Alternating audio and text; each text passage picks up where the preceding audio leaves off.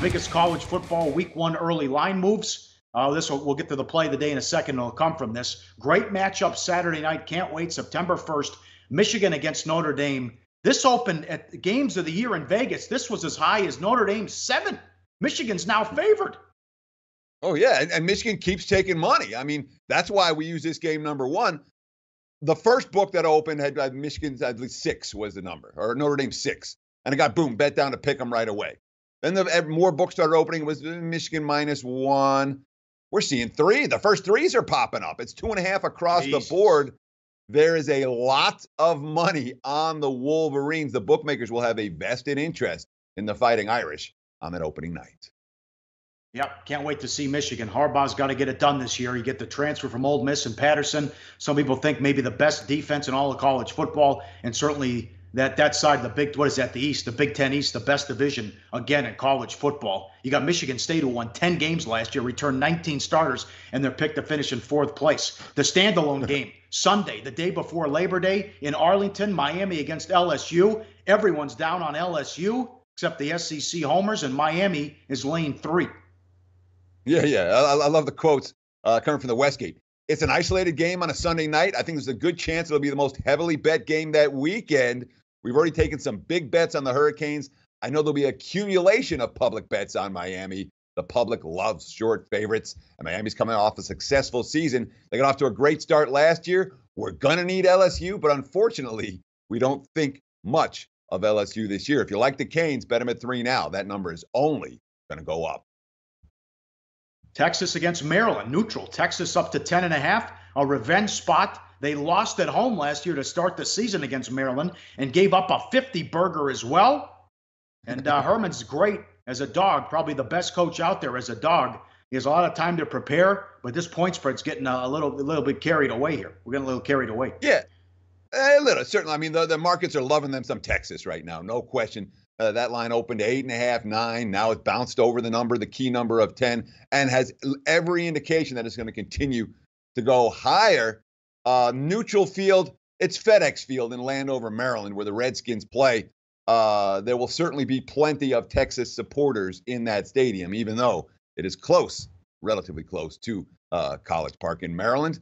The Terps' new offense coordinator, Matt Canada, the hottest OC hire in football last year at LSU. After that season he had at Pitt, well, last year he crashed and burned at LSU. There's some high hopes for Maryland's offense. We'll see if they're good enough against the Texas defense that may well be loaded. How about Akron at Nebraska? Huskers up to 23.5. One of the best coaching jobs you're ever going to see. Scott Frost takes over Central Florida. The year before, they didn't win a game. Then he took them to a bowl, and then they went undefeated and beat Auburn in their bowl game, in a game that their quarterback was 2 of 17 at the half. They were terrific last year. Now he goes to they have a tough schedule. I know their win total's low. I think he'll turn it around, but they have so many tough road games. But here they're laying at home against Akron, and Akron, I mean, they made it to the MAC title game last year because that side of the MAC was so bad, and then they made a bowl game. Florida Atlantic, they beat them by 50. Yeah, Nebraska is going to be a hot team in the betting markets. We're certainly seeing signs of that already. That game opened -21 in that range. And certainly coming off that 13-0 season at UCF, Scott Frost as hot as any hire when it comes to hype right now. The markets, they like them some Nebraska. If Nebraska wins this game, that hype is only going to get bigger and stronger on the Huskers. Here's another one. Army against Duke. Duke up to 13.5. Army won 10 games last year.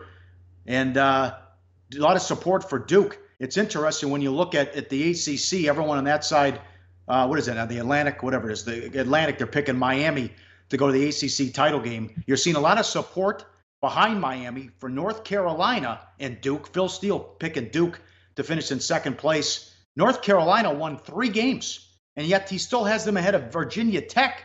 I know they lost a lot of people, but no one giving Virginia Tech any respect, at least the odds makers and some of the sharps. Yet one of the polls, I know you love to laugh at this, which you're right, but then the polls came out, the coach's poll, and Virginia Tech 17th. They're picked to finish in 4th place or side of the division.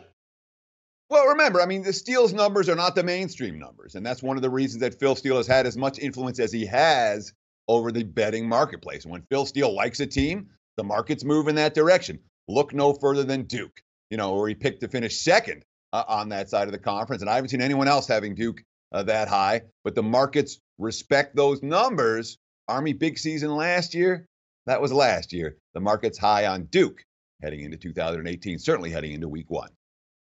You know, that Labor Day game has moved too, significantly. Well, at least when you want to look at the games of the year odds that were sent out at a couple of spots, it's nothing but Florida State money at home against Virginia Tech on Labor Day. They're taking a ton of money. Yeah, and just looking at the numbers right now with Florida State, I'm seeing 6.5 there, and open in the 5.5 range. So I was looking for stuff that is really had crossed a key number or is approaching a key number, and I guess we're getting there with the Seminoles against the Hokies. Yeah, I think that open pick at the South Point, and the drill is you get a dime a game, you can make 3 bets, and then you got to go to the back of the line. So they pounded that, and they pounded that Michigan Notre Dame game as well on that first Saturday. Money time, play of the day. Back to Maryland and Texas, week 1. What do you want to do?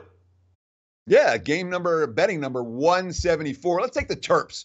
Right now, the number is plus 10.5, but honestly, there's no rush.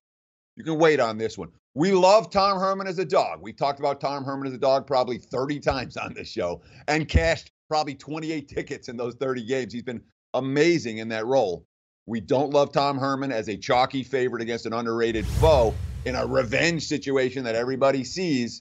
This line's too high. Terps plus the points. No rush. Wait on this one. All right. Football's back, baby. We love it. SportsBit, Betting Insight today. All the betting news you need to know in less than 20 minutes. Like the show?